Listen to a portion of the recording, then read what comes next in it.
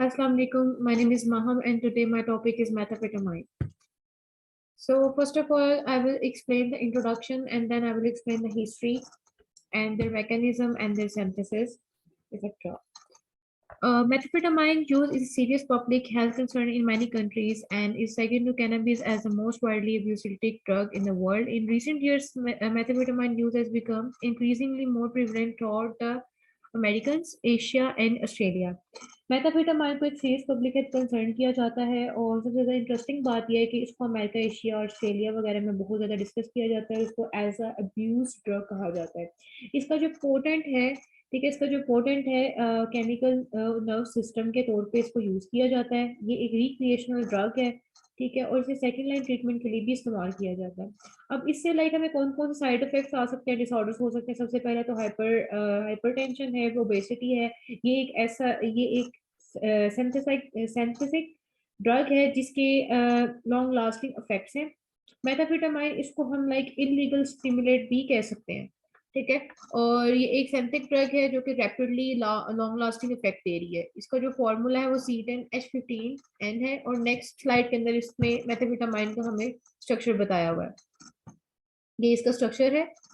उसके बाद इसकी जो लाइक बेसिक हिस्ट्री है उसके अंदर बेसिकली इसके अंदर ये बताया हुआ है कि रिसेंट जो रिसर्च है इसमें माउंटिंग कंसर्न बताया हुआ है कि ये किस तरह से इंक्रीज हो रहा है। इसको लाइक हम रिसर्च के तौर पे इस्तेमाल करते हैं। ये एक ऐसा मतलब ये एक ऐसा मतलब एक रिसर्च है जो कि बहुत ज्यादा प्रॉब्लम कॉज कर रहा है, ठीक है, और बहुत ज्यादा मेजर हार्म कॉज कर रहा है, ठीक है। ये ड्रग जो है ये ज्यादा पावरफुल भी है, ये न्यू भी है और इसके अंदर रीसेंट टेक्निक्स मतलब यानी कि रीसेंट टेक्निक्स बनाने के लिए भी इसको इस्तेमाल किया जा रहा है। एमपीए जो है उसको लाइक फर्स्ट 1887 में बनाया गया था जर्मनी के अंदर। और एम्फेटामाइन में भी more potent that easy to make, यानी कि ये जो एम्फेटामाइन से भी ज्यादा लाइक इजी टू मेक है। इसको 1999 में जापान में बनाया गया था।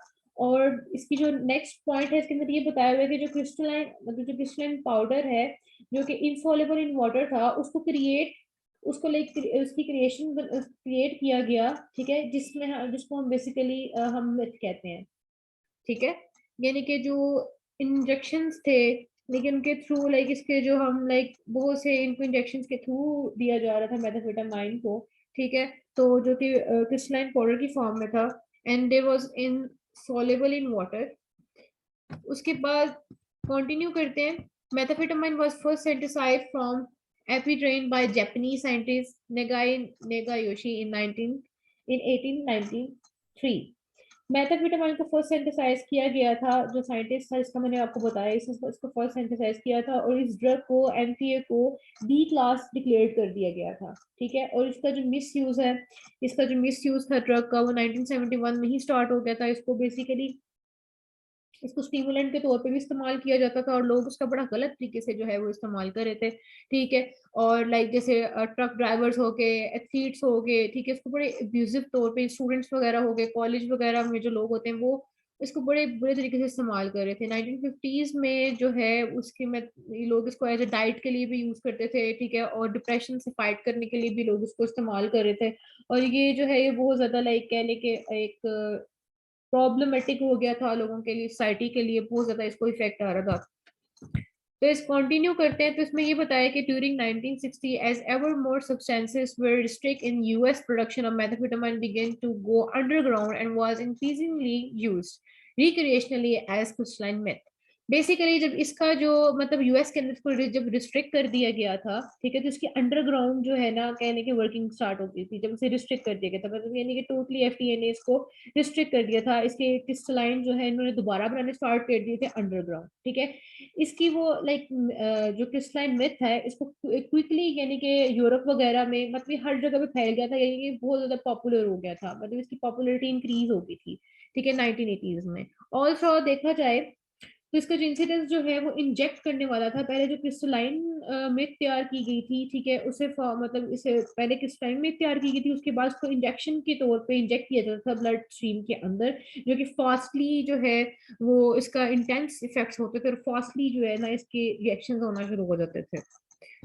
उसके बाद लाइक हम देखेंगे इसका सिंथेसिस ऑफ मेथाम्फेटामाइन। हम इसको सिंथेसिस देखेंगे तो इसमें ये है क्लैंडिस्टाइन सिंथेसिस में जो है उसकी इंडिकेट का बताया गया कि क्रिस्टलन मिथ के तौर पे इसको में इसको हाइड्रोक्लोराइड जो इससे प्रोड्यूस हो गए, इसको बेसिक मेथड्स के अंदर जो है इसको इस्तेमाल किया गया था, जिसके अंदर दो जो मेथड्स बताए हुए थे, एक था ब्रिज रिडक्शन और एक था नेगाई मेथड। ठीक है, इन टू मेथड्स के थ्रू जो है इसको इस्तेमाल किया गया था लेबोरेटरी के अंदर। ठीक है, और इसे कंडक्ट किया गया था by Midwest control drug training centre. ठीक है, यहाँ पे इसको लाइक क्रिएट किया गया था ड्यूरिंग द कोर्स ऑफ कैनिसन, जो कि मिड वेस्ट में थी, जिस मैंने बताया कि कंडक्ट किया गया था, यानी कि उसके मुताबिक इसको दो तरीकों से बनाया गया था।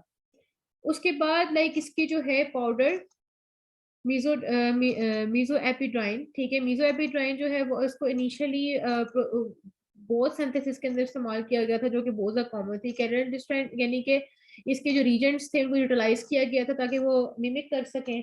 ठीक है, मिमिक कर सकें, लैब के अंदर इसकी कंडीशंस को मेंटेन किया गया था, सिंथेसाइज किया गया था, इसकी रूट डेवलप की गई थी ब्रिज रिडक्शन में बेसिकली यूज होते, यानी कि मेटल्स अल्कलाइन जो थे उनको इसके तौर पे इस्तेमाल किया जाता था। ठीक है, और इन दो प्रोसेस के आगे जो फिगर बताई हुई है उस फिगर के अंदर लाइक मैं आपको बताऊंगी कि ये किस तरह से आगे वर्क करी थी। इस डायग्राम में बताया गया है कि जो मीजोट्रेन है यानी एपीट्रेन बनाया गया है इससे सबस्ट्रेट के अंदर दो प्रोसीजर्स के थ्रू, एक आयोडीन, इसमें जो आयोडीन है टी नेचर, ठीक है, जो कि रेड फास्फोरस है, और फिर दूसरा जो है वो NH3 एनहाइड्रस है लिक्विड, और लिथियम एले बैटरी, इनके थ्रू या इन दोनों प्रोसेस के थ्रू इसको प्रोड्यूस किया जा रहा था। इसके बाद लाइक जो इसके इसके जो अंदर प्रॉपर जो सिंथेसिस है वो ये बताया हुआ है कि लिथियम जो है उसको मतलब इसके अंदर रिजॉल्व किया जाता है अमोनियम सॉल्वेंट के अंदर, उसको इलेक्ट्रॉन रिसोर्स के लिए भी यूज किया जाता है ताकि इसकी केमिकल रिड्यूस, बिकॉज वो इसकी केमिकल को रिड्यूस कर देता है। ये हाइड्रोक्सिल ग्रुप ऑफ मीजोट्रेन है फ्रॉम मेथाविटामाइन। सिमिलरली जो नेगाई मेथड था उससे ये होता है कि मीजोट्रेन की रिडक्शन हो जाती है मेथाविटामाइन के अंदर। ठीक है, ताकि वो हाइड्रोलिक एसिड कंबक्शन जो है वो रेड फॉस्फोरस के साथ, यानी कि जो हाइड्रोलिक एसिड है उसको, यानी कि इन दोनों के साथ, यानी रेड फॉस्फोरस और हाइड्रोलिक एसिड जो है वो कंबाइन किया जाता है रेड फॉस्फोरस के साथ और मीजोट्रेन के साथ ताकि इसकी रिडक्शन की जा सके। उसके बाद इसका जो है मॉलिक्यूलर मैकेनिज्म है केमिस्ट्री के अंदर, इसका मैकेनिज्म क्या है उसमें ये बताइए। कंस्ट्रक्शन, इसके अंदर कंस्ट्रक्शन होती है, इसमें मेन ए मिथाइल मिथाइल फिनाइलमाइनिन बेसिकली जो है ये एक ओल्ड डिस्क्रिप्शन है मेथाफेटामाइन की।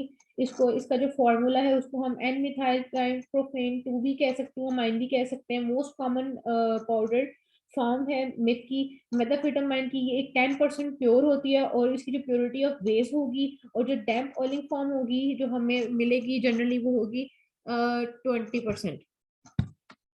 उसके बाद इसके एडवांटेजेस आ जाते हैं। Advantages of methamphetamine, it can help increase your ability to pay attention. ये मतलब इसके एडवांटेजेस ये है कि ये आपको मदद करती है आपकी अटेंशन को, यानी कि कोई चीज है उस पर आपका फोकस और कंट्रोल बिहेवियर जो प्रॉब्लम्स होती हैं उसको ये आपको फोकस करता है, ये आपको हेल्प करता है।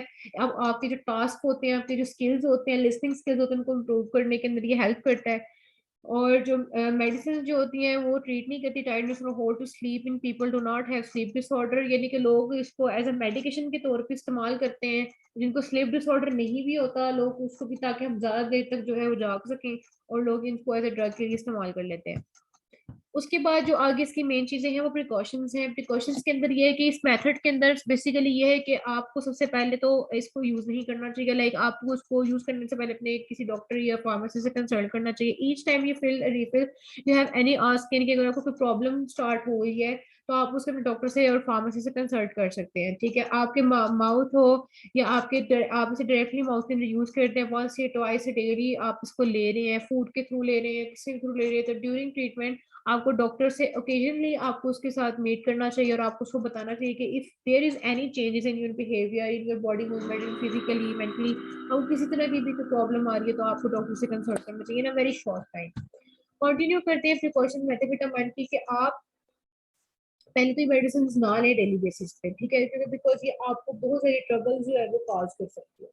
ठीक है, और सडनली अगर आप इस मेडिकेशन को स्टॉप कर देते तो आपके सिम्टम्स जो है आपको टाइटनेस होगी, स्लीप प्रॉब्लम्स होना शुरू होगी, मेंटल हेल्थ हो मतलब आपके मूड स्विंग्स होना शुरू हो जाते हैं, आपका डिप्रेशन में चेंज होना शुरू हो जाता है, बहुत डिप्रेशन होता है और ये मतलब यानी कि अगर आपके डॉक्टर जो है आपकी डोज़ को लोअर कर देते हैं, तो इससे ये होगा कि मेथाम्फेटामाइन जो है फॉर लॉन्ग टाइम, मतलब ये इतनी हाई डोज़ है कि ये फॉर लॉन्ग टाइम जो है वो आप पे असर रखती है अपना। कंटिन्यू करते हैं तो आपको अगर कोई सबसे पहले तो आपको डॉक्टर को बताना चाहिए अगर आप कोई भी प्रॉब्लम फेस कर रहे हैं, ठीक है, आपको कोई प्रॉब्लम होना स्टार्ट हो गया, आपको डॉक्टर के पास जाना है, क्योंकि it helps many people medication that sometime cause addiction. ये एक ऐसी मेडिसिन है जो आपको एडिक्शन कॉज कर सकती है, इसलिए आप रिस्क नहीं ले सकते, ठीक है, कोई डिसऑर्डर ना आपको हो जाए या कोई भी प्रॉब्लम ना हो जाए, ठीक है। इसकी जो बेसिकली लोग इसको एज एडिक्शन यूज करते हैं, तो अल्कोहल होगी, ड्रग्स वगैरह, इसको एक एडिक्शन बना लेते हैं, जैसे ये अल्कोहल है, ड्रग्स वगैरह ये एडिक्शन बन जाते हैं, जब लोग इसे रेगुलरली इस्तेमाल करना शुरू कर देते हैं। तो कंटिन्यू देखेंगे प्रिकॉशंस हमें लाइक अपनी जो एडिक्शन है इसको कंट्रोल करने के लिए हम कौन सी प्रिकॉशन ले सकते हैं कि आप इस अपनी मेडिसिन को लोअर करें, अपने डॉक्टर से बात करें, और अगर आप डॉक्टर से बात करें, अगर आप डॉक्टर से बात नहीं करेंगे तो आपकी कंडीशन वर्स हो जाएगी। अगर आप डायबिटिक पेशेंट है तो आपको अपना ब्लड जो है वो रेगुलरली जो है चेक करना पड़ेगा और अपने डॉक्टर के साथ शेयर करना पड़ेगा, ताकि वो आपकी मेडिकेशन डायबिटीज के जो ट्रीटमेंट है उसको एडजस्ट कर सके।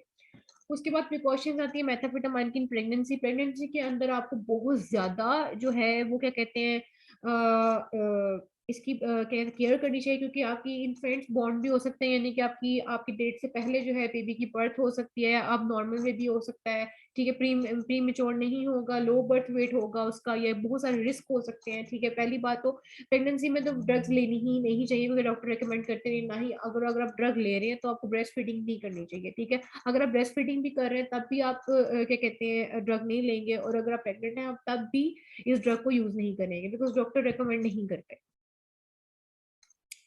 उसके बाद प्रिकॉशंस हमारी ओवर हो गई हैं। उसके बाद हम देखते हैं treatment of overdose of methamphetamine, यानी कि इसकी जो है ओवरडोज क्या है। बिकॉज मेथाफिटामाइन जो है वो ओवरडोज जो हम इसको ले लेते हैं तो सही होगा कि हमें ब्लड स्ट्रोक हो सकता है, हीट हमें लाइक स्ट्रोक प्रॉब्लम हो सकती है, हार्ट अटैक हो सकता है, हमें ऑर्गन की प्रॉब्लम हो सकती हैं, ठीक है, हमें इमरजेंसी डॉक्टर के पास जाना पड़ सकता है, ठीक है। हमारी जो ये कंडीशन होता है, और इससे ये होता है कि जब अगर हम ओवरडोज कर लेते हैं तो फर्स्ट हमारे पास जो प्रॉब्लम आएगी वो होगी resorting blood flow to the affected part of the brain, यानी कि आपके ब्रेन का कोई एक ऐसा पार्ट होगा उसको ये स्ट्रोक कर देगी। ब्लड फ्लो जो है हार्ट अटैक, यानी आपको हार्ट अटैक हो सकता है, आपके जो है ऑर्गन की प्रॉब्लम्स जो है वो बहुत ज्यादा बढ़ सकती हैं। उसके बाद कंटिन्यू करते हैं तो ये रिसर्च के जरिए बताया है कि करंटली गवर्नमेंट ने इसको बैन कर दिया था, ठीक है, जैसे मैंने आपको बताया इसकी मेडिकेशन को ट्रीट करने के लिए, लाइक एडिक्शन, मतलब इसकी लोगों को एडिक्शन होना शुरू हो गई थी, ठीक है। और अभी भी लाइक इसकी रिसर्च चल रही है कि हम इसको कैसे कम किया जा सकता है, इसे हम कैसे कम कर सकते हैं। और गुड न्यूज ये है कि मेथाफेटामाइन की मिस यूज को प्रिवेंट किया जा रहा है, ठीक है, इसको ट्रीट किया जा रहा है बिहेवियर थेरेपीज के थ्रू।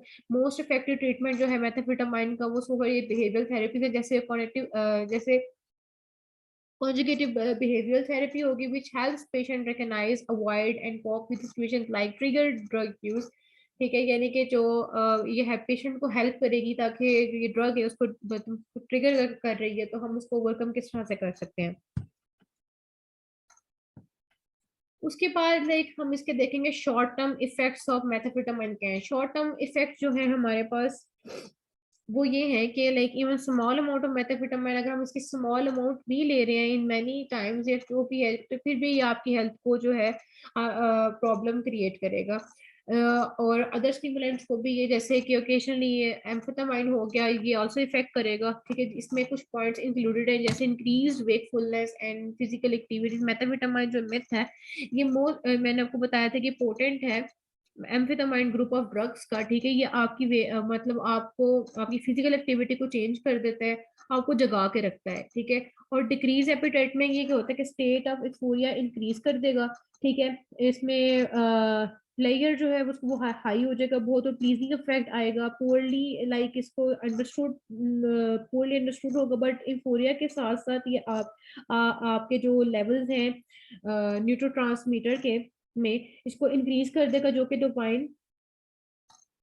डोपामाइन जो है उसके अंदर लाइक इसको एक मोड ऑफ फंक्शन प्रोवाइड करेगा। और ड्रग यानी कि कह लेके जो आपका न्यूरो ट्रांसमीटर है केमिकल का, ठीक है, जो ब्रेन रिलीज करेगा उससे ये लेके रिवॉर्ड सर्किट जो है वो उसको रिलीज करना स्टार्ट करेगा और उसकी एडिक्शन आपको स्टार्ट होना स्टार्ट हो जाएगी। एमपीए जो लेकिन प्रोड्यूस करता है और ये कंट्रीब्यूट भी करेगा ड्रग्स के साथ, ठीक है। डोपामाइन जो है वो motivation like motor function provide करता है आपके लाइक एडिक्टिव ड्रग्स से, ठीक है, और ये आपके जो है ब्रेन को, न्यूरो सिस्टम को जो है वो तबाह कर देता है, लाइक बहुत खराब कर देता है उससे। इन सब चीजों से क्या होता है कि मैंने आपको जो ऊपर बताया था कि डोपामाइन जो है न्यूरोट्रांसमीटर को किस तरह खराब कर, उससे ये होगा कि सबसे पहले लाइक आपको मतलब आपकी जो फास्टर ब्रीथिंग स्टार्ट हो जाएगी, ठीक है। एक जर्नल था ईआर ओपन रिसर्च, उसके अंदर इसको बताया गया था कि इसकी जो रेट्स है इसमें, यानी कि फास्टर ब्रीथिंग में क्या होता है, उसका ब्रीथ कम होना स्टार्ट हो जाएगा, रेस्पिरेटरी फेलियर, ठीक है, आपको होना शुरू हो जाएगा, कंडीशन आपकी खराब होना शुरू हो जाती है, आप प्रॉपर जो है ऑक्सीजन इनटेक मतलब प्रॉपर ऑक्सीजन नहीं ले सकते, ठीक है, आपका जो ब्लड है, ठीक है, उसमें प्रॉब्लम आना शुरू हो जाती है, कार्बन डाइऑक्साइड जो है वो रिमूव होना शुरू हो जाती है। स्मॉल स्टडी की गई थी जर्नल्स के ऊपर, उसमें ये बताया गया कि रैपिड और इरेगुलर हार्ट बीट आपकी हो सकती है, आपके लंग्स पे इफेक्ट हो सकता है, आपके ऑर्गन्स को इफेक्ट हो सकता है। और शॉर्ट टर्म्स में जो है आपको हाई ब्लड प्रेशर किस तरह होता है, उसका रीजन ये है कि बिकॉज मिथ जो है एक स्टिमुलेंट है, जैसे ऊपर बताया गया था कि प्री फॉर्म इम्पैक्ट ये कार्डियोवास्कुलर सिस्टम के ऊपर जो है वो इम्पैक्ट करता है। मिथ की जो लाइक ब्लड वेसल्स होती है यूजर की जो इसे ले रहा होता है, उसके अंदर ये कि ब्लड क्लॉट्स बनाना स्टार्ट कर देता है। मिथ का जो रिजल्ट है वो कॉर्निक, इसमें कॉर्निक arrhythmia and high blood pressure which can also damage arteries, यानी ब्लड की जो आर्टरीज होती हैं उनको ये डैमेज कर सकता है, ठीक है, आपके ऑर्गन का जो ब्लड फ्लो होता है उसको भी डैमेज कर देता है। उसके बाद हम इसके देखेंगे long term side effects. Long term side effects में इसका पैरानिया बताया, हेलुसिनेशन बताया हुआ है। पैरानिया जो आफ्टर टेकिंग मिथ, पैरानिया जो है वो इफेक्ट करता है हेलुसिनेशन, ठीक है। मिथ जो है ब्रेन की एक्टिविटी को इंक्रीज कर देता है, जिसकी वजह से लाइक हमें रैंडम थॉट्स आना शुरू हो जाती हैं, हमें ड्रोने ख्वाब आना शुरू हो जाते हैं और लोगों को लगता है कि ये रियल है। हाउ इट इफेक्ट, किस तरह इफेक्ट करता है कि एक पर्सन है वो हेलुसिनेशन कर रहा है, ठीक है, उसको लग रहा होगा कि ये चीज रियल में हो रही है, रियल लाइफ में हो रही है, जबकि इस तरह नहीं होता। 20% ऑफ मिथ यूजर जो है उन्होंने ये रिपोर्ट की थी कि हमारे साथ ये प्रॉब्लम हो रहा है, जबकि वो कोई चीज सोच रहे होंगे, ना कोई ख्वाब आ रहे होंगे, ना डरावनी ख्वाब आएगा या कुछ भी, तो वो सोचेंगे कि नहीं ये तो रियल हो रहा है, जबकि वो रियल नहीं होता, ठीक है। हेलुसिनेशन का जिस तरह आगे बताया हुआ है कि इसमें यही इफेक्ट है कि लोगों को where some people may see things that are not there, लोग वो चीजें देखना शुरू हो जाएंगे जो कि वाकई में वहां पे नहीं होती, ठीक है।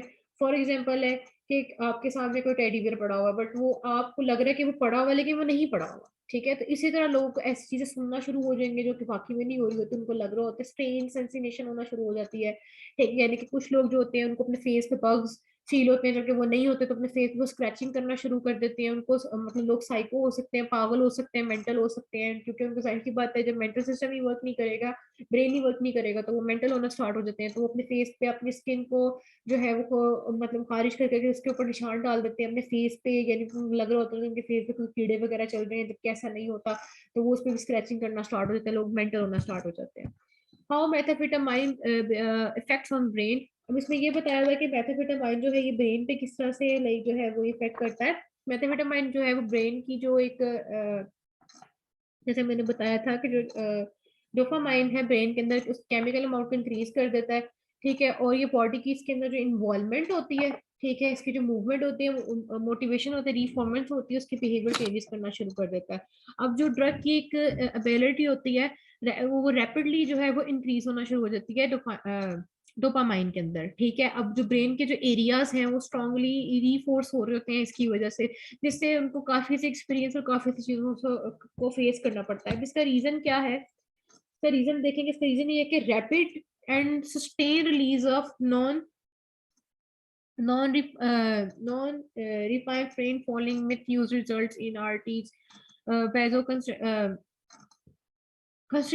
यानी कि ये आर्टियल डिसऑर्डर कर सकता है, हाइपरटेंशन दे सकता है, ठीक है, क्वार्टिक इंस्टेंटेनिया एसीमिया दे सकता है, गट गट की प्रॉब्लम हो सकती है। जो ज्यादातर मिथ यूजर्स होते हैं उनको ज्यादातर जीआई के जो है वो क्या कहते हैं, उनको क्या कहते हैं इफेक्ट्स देखने पड़ते हैं, ठीक है। उनका बॉल सिस्टम जो है, bowel system insomnia include abdominal और स्टमक क्रैम्पिंग हो गई, ठीक है, कॉन्स्टिपेशन हो गई, डायरिया वगैरह हो गया, टिश्यू डिहाइड्रेशन हो गई, ये सब चीजें, लॉस ऑफ ब्लड हो गया, ये सब चीजें उन्हें जो है फेस करनी पड़ती है। नेक्स्ट स्लाइड के अंदर ब्रेन का बताया हुआ है कि इसमें हेल्दी पर्सन का ब्रेन देखें किस तरह का है और मिथ यूजर का ब्रेन किस तरह है, और जो 14 महीनों से एक मिथ यूजर है उसका ब्रेन किस तरह है, ठीक है। तो ये इसका सारा बताया हुआ है और ये डिप्रेशन कॉज कर लेता है बहुत ज्यादा। उसके बाद लॉन्ग टर्म साइड इफेक्ट जो इसके बताए हुए, वो रैपिड मोटर एक्टिविटी बताई हुई है और changes in brain structure and function. Brain के स्ट्रक्चर में, उसके फंक्शन में चेंज आना शुरू हो जाता है, आपके स्किल्स खराब होना शुरू, आपके अंदर, आपके बिहेवियर के अंदर एग्रेसिवनेस आना शुरू हो जाती है, वायलेंट बिहेवियर हो जाता है, आपकी मूड डिस्टर्बेंस स्टार्ट हो जाती है, इंक्रीज्ड आपके अंदर जो डिस्ट्रैक्टिबिलिटी है वो इंक्रीज हो जाती है, यानी कि आपको चीजें आप डिस्ट्रैक्ट होना शुरू होता है, आपको किसी एक चीज पे मेन फोकस नहीं होता, आप डिस्ट्रैक्ट होना स्टार्ट, आपकी मेमोरी लॉस होना स्टार्ट हो जाती है। How the effects on whole body, आपकी पूरी होल बॉडी पे मेथाफेटामाइन क्या इफेक्ट करे सकते हैं, ये सस्टेन रिलीज करेगा डोपामाइन में, ठीक है। उसके बाद ये है कि होगा कि आपके जो है वो जब चेंजेस इन गट, ठीक है, आपके गट के अंदर चेंजेस आना शुरू हो जाएंगे, इंटेस्टाइनल डायरिया वगैरह होना स्टार्ट हो जाएगा, जैसे मैंने पीछे बताया है, आपको अस्थमा होना शुरू हो जाएगा, क्रैम्पिंग, डिहाइड्रेशन आपको स्टार्ट हो जाएगी, ठीक है। उसके बाद क्या होगा कि इंक्रीज इन इंस्टेंट प्रीमेबिलिटी होना शुरू होगा, leakage of deoxidants into the blood, यानी कि इसमें ये होगा कि एंडोटॉक्सिन्स जो होंगे वो ब्लड के अंदर लीकेज करना स्टार्ट हो जाएंगे, जिससे हमारा इम्यून रिस्पॉन्स जो है इन्फ्लेमेशन करना स्टार्ट हो जाएगा, हमारा इम्यून सिस्टम खराब हो जाएगा, उससे हमें ब्रेन ब्लड बैरियर प्रीमेलिटी हो सकती है, फटीग हो सकती है, ईटिंग और स्लीपिंग डिसऑर्डर्स हो सकते हैं, changes in anti inflammatory pathway जो है वो हमारा डिस्टर्ब हो सकता है, इससे डिप्रेशन कॉज हो सकता है, और हमारी जो पूरी होल बॉडी जो है इससे इफेक्ट होती है, तो जाहिर सी बात है हमारी पूरी होल बॉडी जो है इससे एक ये सब मतलब प्रॉब्लम क्रिएट करेगी, तो जाहिर सी बात हमारी होल बॉडी डिस्टर्ब हो जाएगी। उसके बाद मेथाफेटामाइन को प्रीक्यूजर लॉ यूनाइटेड स्टेट्स के अंदर देखा गया था। इसका मेथाफेटामाइन बेसिकली ये पोटेंट साइंटिक सेंट्रल नर्व सिस्टम है, स्टिमुलेंट है, ठीक है। इसकी पॉपुलेशन ग्लोबली भी बहुत ज्यादा थी, इसकी जो कंजप्शन है, प्रोडक्शन है, ठीक है, जैसे मैंने आपको भी बताया था कि बहुत सारी इलिट मार्केट के अंदर इसको जो है सप्लाई किया जा रहा था, ठीक है। इसकी प्रोडक्टिविटी, उसके जो बहुत इंस्ट्रूमेंटेशन थी वो weight loss and level of production, ठीक है, इसे केमिकल्स के थ्रू भी बनाया जा रहा था, इकोनॉमिकली भी इसको विजोट्राइन की मैनी कोल्ड रेमेडीज इसको कहा जाता था। बहुत एस्पेक्ट्स ये थे कि इसको मतलब एज रेगुलर लोग इस्तेमाल करना शुरू हो गए थे। तो इस इसको जब एग्जाम किया गया था तो प्रिक्यूजर लॉज इंट्रोड्यूस करवाया गया था यूके के अंदर, ताकि इसकी असेस को हम लिमिट कर सके, इसके केमिकल यूजेस को हम लोग लिमिट कर सके, ताकि डोमेस्टिक प्रोडक्शन जो है मेथाफेटामाइन की उसको हम खत्म कर सके, या एटलीस्ट हम उसको कम कर सके, ठीक है।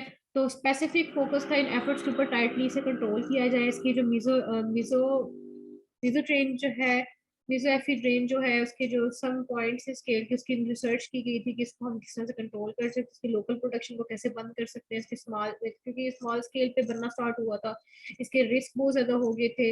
और जो प्रिक्यूजर लॉ है वो will not have long term impact on their availability of methamphetamine or यूट्रेजर, यानी कि प्रिक्यूजर लॉ उसने यही बताया था प्रिक्यूजर लॉज में के अंदर, यानी कि मेथाम्फेटामाइन से ज्यादा मतलब इसके अंदर जो इफेक्ट्स हैं वो इसकी रिसर्च के अंदर ये थे कि मेथाम्फेटामाइन का उसके जो रेट ऑफ यूज है उसकी मतलब यानी कि वो इम्पैक्ट नहीं करेगा, तो इसे लॉन्ग टर्म जो है नहीं लेके जा सकते, ताकि लोगों के अंदर जो है वो ज्यादा से ज्यादा उसकी लोगों की हेल्थ जो है वो इससे खराब ना हो सके।